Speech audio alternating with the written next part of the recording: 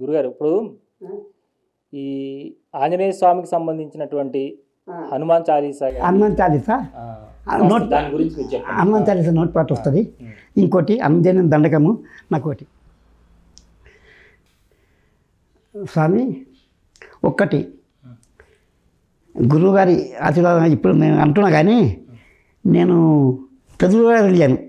గురువు దాకా వాసుదేవ్ అన్న స్వామి అదే చెప్పే, స్వామి నీ లోపల తెలుసుకుని ఇప్పుడు నా ఇప్పుడు మౌనంగా ఏం చేసినా పెదవులతోటి కళ్ళ వరకు ఇప్పుడు ఏ ప్రార్థనలు భగవంతుని యొక్క సేవలు చేయాలంటే మూడే విధాలు. ఒకటి భజన, బహిరంగంగా వదులుకుంటుంది. ఎంత భజన ఎంత భీకరంగా, ఎంత సంతోషంగా, ఎంత దీంట్లో చేస్తే అంత భగవంతునికి మెచ్చాడు. ఇక లేకుంటే ఇలా పెదవులుగా తెలియాలి ఖాళీ. నీ మంత్రం ఏ మంత్రం భజన ఏం చేయి. ఇంకోటి అన్నిటికన్నా ముఖ్యమైనదంటే మౌనంగా నీ ఆత్మ నీ లోపలిది. ఇప్పటికీ ఆంజనేయ రామరక్ష స్తోత్రం, ఆదిత్య స్తోత్రం, సూర్య నమస్కారం, ఇక రామరక్ష స్తోత్రం. ఇంకోటి చాలా మటుకు మన చాలా ఉండే స్వామి నోటిపాటిన అన్నీ. అన్నపూర్ణ అష్టకం 10 అష్టకాలు వస్తాయి ఇప్పటికీ నోటిపాట. మొత్తం సూర్యాష్టకం అయినాక ఆదిత్య స్తోత్రం, ఆదిత్యుని యొక్క స్తోత్రం. స్వామి ధర్మరాజు అధ్యాయపత్ర కావాలంటే సూర్యనారాయణని సూర్య అష్టోత్తరం చదివిన తర్వాత ఆ యొక్క వచ్చింది. కానీ నా గురువు ఆజ్ఞ ఏముండదు, బయటికి పోతు చూడు శాతం అంటే చెప్పి అంతే పెదవులతోటి ఏమో పెదవులు కూడా లోపల మాత్రం అంత లోపలనే ఉండదు. బయటికి ఎప్పుడు ఇస్తాడో ఏమో ఆ దేవుడు పరమేశ్వరుడు. రాముడే బయటికి వేయాలి. మొత్తానికి శ్రీరామరక్ష స్తోత్రం చాలా మటుకు స్వామి. ఇప్పుడు జర స్వామి ఆజ్ఞ తీసుకుంటా నేను బైరాగ నోటితో చెప్పాలంటే ఇప్పుడు నాకు ఇప్పుడు ఎందుకంటే ఇప్పుడు లేదు వస్తారు. ఇప్పుడు ఎట్లా అంటే మొత్తం కంఠస్థం ఉండే అన్నీ 10 అష్టకాలు. ఇప్పుడు సూర్యాష్టకం ఇప్పుడు ఇట్లా అట్ట చెప్పని చదవాలంటే సూర్యాష్టకం అంటే మీరు అసలు ఇది ఈ భగవత్ మార్గంలోకి, ఆధ్యాత్మిక మార్గంలోకి ఏ గురువు తీసుకొచ్చారు మిమ్మల్ని? అదే ఆధ్యాత్మిక మార్గం లోపల అంటే మున్పటి నుండి నాకు ఒకటి ఆధ్యాత్మిక మార్గం లోపల ఎప్పుడు ఏమైతే రామ అనేది ఆ రామునితోటే ఆంజనేయుడు వచ్చిండుగా. రామ అంటే ఎట్లా వస్తాడు? నేనుంటేనే వస్తాడు, నేను దొరికొచ్చి నేను తీస్తా అని ఆ యొక్క ఆంజనేయుని కృప వల్లనే రాముడు నాకు దొరికిండు. ఇంకోటి ముఖ్యంగా ఆధ్యాత్మికం లోపల వచ్చాము. ఒకసారి ఒకటి ఏదో గొడవలు జరిగితే నన్ను వాస్తవం చెప్తా స్వామి. ఇప్పుడు రామదాసులక నన్ను పోలీసులు అరెస్ట్ చేసిరి. అరెస్ట్ చేసిన తర్వాత ఇక మెజిస్ట్రేట్ తీసుకపోదామని చెప్పి ఆ చేతులకు వేస్తారు కదా, అది తీసుకు మెజిస్ట్రేట్ అనే వరకే ఇప్పుడు ఎట్లా పెట్టిండు టక్కన కింద పడ్డది. హో అంటాను బెదులుతా. అరే వాడు ఎస్ఐంటున్నా ఎయ్యి లేదు సార్ నన్ను నీవే అవుతాయి నాకు రాదు అంటే చూసుకొని అరే పో అని మెజిస్ట్రేట్ అంటే మళ్ళీ ఏమనే మెజిస్ట్రేట్ వద్దు రావద్దు మెజిస్ట్రేట్ పోయినా ఏమి రాని చెప్పి అప్పుడు డిస్మిస్ రాసి మెజిస్ట్రేట్ ఆయన కండ్లతోటి ఇది ఒక్కటి నాకు ప్రత్యక్ష రామ కృపతోటే అయ్యింది. ఇక దాని తర్వాత అప్పటి నుండి నేను పూర్వం నమ్మిన ఆంజనేయుని ఎట్లా నమ్మినంటే ఆంజనేయ హనుమంత ఇప్పుడు ఒకటిసారి వాస్తవానికి సగం రాత్రికో 10 మంది కొట్టడానికి రాని నన్నేమన్నా ఏం లేదు, ఖాళీ లోపలనే ఆంజనేయ అంటే సారిగా అది నాకు దూరం అయిపోతుంది. ఇప్పటికీ నేను చెప్తున్నా.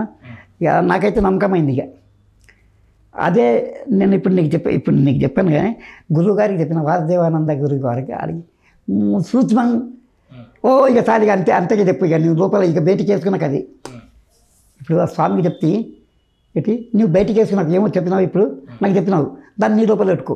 నీ మనోనముగా నీ మనోనము లోపల ఎప్పటికీ నడవాలి. ఇక సర్వావస్థ సర్వేళందు ఇప్పుడు సర్వావస్థ సర్వేళందు నరమందు రోమందు అణువందును ఎప్పటికీ రామనామ స్వర్ణం మరొక అది ఎప్పటికి లోపల నడవాలి. ఏకతారలాగా దార నూనె దార ఇట్లా వస్తే నూనె దార తెగది.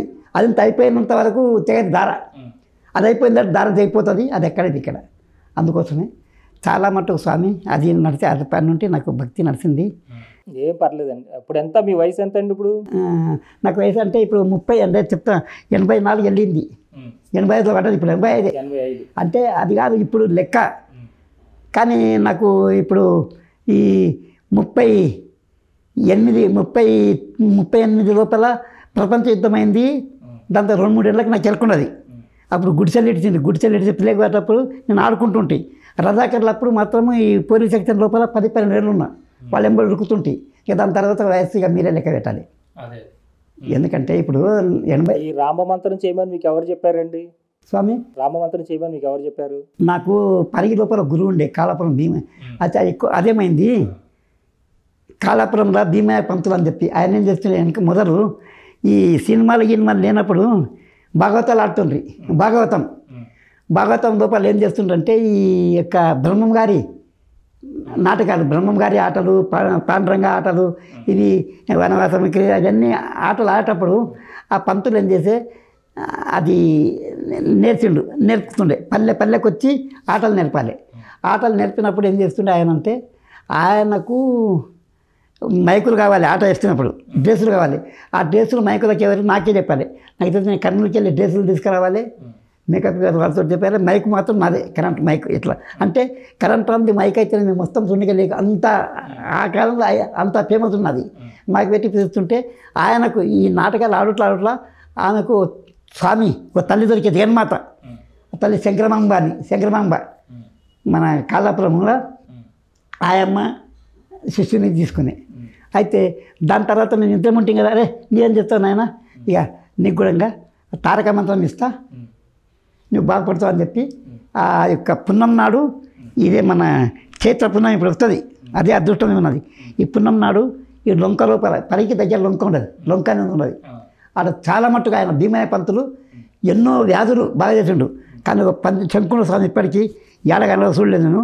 ఇంత పెద్ద శంకు కంసకం అంటే 16 ఉండే ఇట్లా పండ్లు కొమ్ములు ఆ స్వామితో ఉండే అదొకటి పెడితే అయితే మా నిదర్శనంగా ఎవరేమని ఎట్లా దయ్యం బట్టని ఏం బట్టని రోగం ఏమన్నా అని వాళ్ళకి చెప్తాను.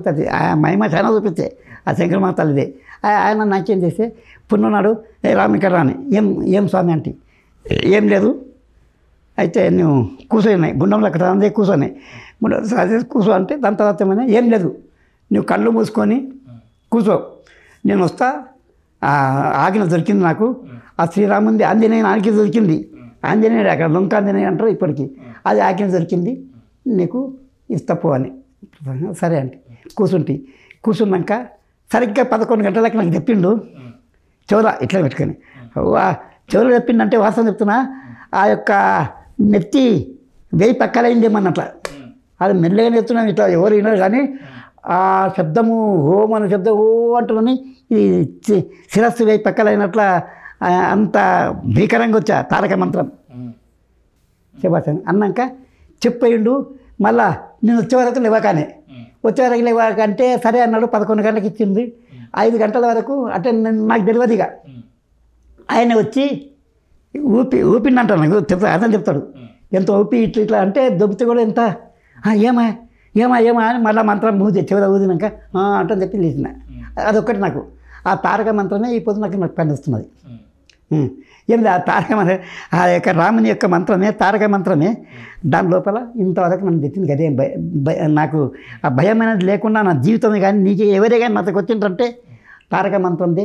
ఎవరికి నమ్మకమైన వాళ్ళు వచ్చిందంటే వాళ్ళకి బాగా అవుతుంది. వాళ్ళు అంతే ఇంకోటి నిస్వార్థంగా ఎలాంటిది ఇప్పుడు తీసుకొని అది ఇంత ఏం లేదు, వ్యాపారం కాకుండా ఏమి కాకుండా వస్తుంది. ఒక్కటి మాత్రం చెప్తా స్వామి, షుగర్ వచ్చిన వాళ్ళకు డాక్టర్లు ఏమంటారు షుగర్ ఒకసారి వస్తే తగ్గదు పోదు జీవితాంతం పోదు అంటారు. నాకు షుగర్ వచ్చింది. షుగర్ వస్తే 40 ఏళ్ళ కింద 50 ఏళ్ళ కిందట షుగర్ వస్తే నాకు దొరకపోయి హైదరాబాద్లో నడుస్తుంది సికింద్రాబాద్లో నడుచుకుంటూ వస్తుంటే కింద పడుతున్నాను. అరే ఏమో కింద అంటే కాళ్ళు నడుస్తుంది కాళ్ళు నడుస్తుంది అంటే నన్ను తీసుకొని ఆటోలో వేసుకొని పోయి యాడ్ దవాఖాన అంటే ఆడికి చెప్పింది హరిప్రసాద్ మెమోరియల్ దవాఖాన అంటని చెప్పి అప్పుడు మసూరు ఉండే ఈ మదీనా హోటల్ వెనక పత్రగట్టి అయితే దాని లోపల హరిప్రసాద్ మెమోరియల్ అబ్బా అని దాంట్లో తీసుకుపోయేసిరి. వేసినాక కంసకం అంటే పలం మీద నాకు ఆపరేషన్ చేద్దామంటని చెప్పి అంతా తయారు చేసుకున్నారు. కానీ షుగర్ చూసిన షుగర్ ఎక్కువ ఉన్నది. షుగర్ తగ్గడానికి మందులు ఎంతో ఇచ్చిరి, తగ్గలేదు. ఆపరేషన్ కాదండ్రి. ఎందుకంటే ఈ చిన్న లోపల బొక్క పెరిగిందట ఏం కాడ ఇది పెరిగిన తర్వాత దాన్ని తీసేసినంత వరకు కాలు బాగాలండ్రి. సరే అని చెప్పి దానికి ఆపరేషన్ షుగర్ ఎక్కువ ఉంటుంది కలవదంటే 3 నెలలు పెట్టుకుండ్రి. 3 నెలలు పెట్టుకుని స్వామి ఇక షుగర్ తగ్గకపోతే అది ఇట్లా పండేసిన తర్వాత బరివేసిరు 25 కిలోలు ఈ కాలుకు. ఇక మెడకు వేసిరి వేస్తే ఇట్లా కమ్సకం అంటే 40 రోజులు వేసి 40 రోజులు తక్కువ అయిపోయాయి. అది మహిమ అది. అయితే ఇక షుగర్ అంతే చెప్పే జీవితం లోపల నీవు అన్నం తినకు చాయ్ తాగకు ఏం లేదు, షుగర్ పెరిగిందంటే మళ్ళీ ఏది వస్తుంది, మేము చేసిన ఏదో చూడంటే సరే అంటే ఇప్పుడు ఈడికి వచ్చినాక బగర్ చక్కెర ఆయా బగర్ చక్కెర వచ్చింది, చాయ్ చేయండి బగర్ చక్కెర ఆగాయా అంటే అంటుంది. ఎవరే కంటారు ముస్లిం ఏం కావాలంటే చాయ్ చేయాలంటే బగర్ చక్కెర మనం అంటే నేను కీర్తిలే సార్ చెప్తున్నా, మీకు వాస్తవం మా అనుభవం చెప్తున్నా. అయితే ఇట్టనే నువ్వు ఎట్టొచ్చినావు, నాది ఇల్లు ఈడ లేదు, ఇంకోటి కింద ఉండదు, ఈ కింద చిన్న ఇల్లు అది పెంగ, అది మంచి బండలేదు అది, ఇక పడిపోయింది. ఆ ఇంట్లో ఉంటే ఒకనాడు వచ్చే జయ గురువు అని ఇంట్లో వచ్చి స్వామి నాకు అన్నం పెడతావా అని, తదా స్వామి నీకన్నా ఎక్కనా నేను అని చెప్పి నన్ను తిన్నికే వీలుస్తున్నాను, నా భార్య తల పెడుతున్నాను సరే అని చెప్పి తోలుకొచ్చి అదే దాంట్లో తినేది. స్వామి నీవనే నేను తింటా స్వామి, నీవు తింటా నా కడుపుని ఇంట్లోనే తినంటాయి. అది చేసినందుకు సరే నీకు ఇచ్చిపోతాను నేను వస్తువు దాన్ని పెట్టుకో, నీకు షుగర్ ఉన్నది తక్కువ అవుతుందని, ఏం నీ ఇష్టం స్వామి అంటే అన్నాక సరే అని ఇంత ఇచ్చేపాయ తింటి అది వేసుకుంటే మొక్కితే స్వామికి మళ్ళీ ఏం లేదు, నీ ఎవరితో తీసుకున్నా కూడా ఎలాంటి పారితోషికం తీసుకోకుండా నీ ఇచ్చేయి మందు. ఇది నాగిన ఏమైనా 10 రూపాయలు 5 రూపాయలు తీసుకుంటేగా అది పనికిరాదు అంటే సరే అని ఒప్పుకున్నా. చెప్తున్నా ఇప్పుడు మీకు మీ ముందర చెప్తున్నా, మీ వీడియో చెప్పరా. అచ్చా అది చేసినాక ఇక సూతం అని చెప్పి చాలా కం సురు చేస్తే అన్నం తింటి షుగర్ ఇది లేదు నీళ్ళు వాళ్ళు పరిశ్రమ డాక్టర్లు కూడంగల్లా ఏమో ఇంత షుగర్ నీకు ఎట్టవా నాకేమెరకనే నేను మందా ఏం లేదు అని చెప్పి బస్ అదే దాంతో ఇక నడిచే ఇప్పటికీ షుగర్ లేదు. డాక్టర్ అంటారు అంత షుగర్ ఉండే 300-400 షుగర్ ఉన్నది ఎట్లా పోయింది, మార్పురుషులు వచ్చి అది చేసిరి. అయితే దానికేమి ఒకటి ఇప్పుడు ఎవరైనా వచ్చిన వాళ్ళు ఒకటి షుగర్కి ఒకటి చెప్తా. ఇప్పుడు తెల్ల పొడపత్రం అదేముంటుంది ఇప్పటికీ ఇంత బెల్లం తిని తీయగలుగుతుంది. ఇప్పుడు ఒక కాకు నమిలి ఇంత బెల్లం లేకుంటే చక్కెర ముక్కు మన్ను తీపి పోతుంది. ఇప్పటికీ ఆ చెట్టు తెల్ల పొడపత్రం అంటారు దాని పేరు, ఆకులు దాన్ని తీపి ఉండదు స్వామి, దాంతో భగవంతుడు అట్లా ఇచ్చిన తీగల. అయితే తెల్ల పొడపత్రము దాని తర్వాత కొన్ని దినుసులు ఉన్నాయి అవి చేయాలి, చేసి ఇస్తే. ఇంకోటి అన్నిటికన్నా ముఖ్యంగా మన వేప చెట్టు ఆ చిగుర్లు తులసి మల్లె ఇవి 40 రోజులు సరిగ్గా ఎవడైతే వాడతాడో దానికి షుగర్ కట్ అయ్యకుండా పోతుంది. దాంతో తెల్ల పొడపత్రం మందు చేసి దాన్ని గింజలు తెచ్చిస్తే దాన్ని చేసేస్తా ఫినిష్. అయితే ఎంతోమంది ఉన్నారు కానీ నమ్మరు. ఈ ఆ డాక్టర్ మందు ఆడబోతుంది వచ్చినాక పోతుకే అంటాడు కానీ మళ్ళీ మీరు తింటేమన్నా అవుతుంది అంటారు. వాళ్ళు ఏమంటారు ఇప్పుడు నీ చెట్టు తిను తక్కువ అవుతుంది, మనం చక్కెర తింటే అంటే నీ మీట తింటే స్వీట్ తింటే అన్నం తింటే మళ్ళీ అది పెరుగుతుంది అంటే అన్నోళ్ళు ఉండరు. మరి నాకు తిన్నోళ్ళు అన్నీ తింటున్నాను మరి నారాక మరి లేదు మరి ఏం చెప్తాను. అది ఆ విధంగా నాది జీవిత చరిత్ర.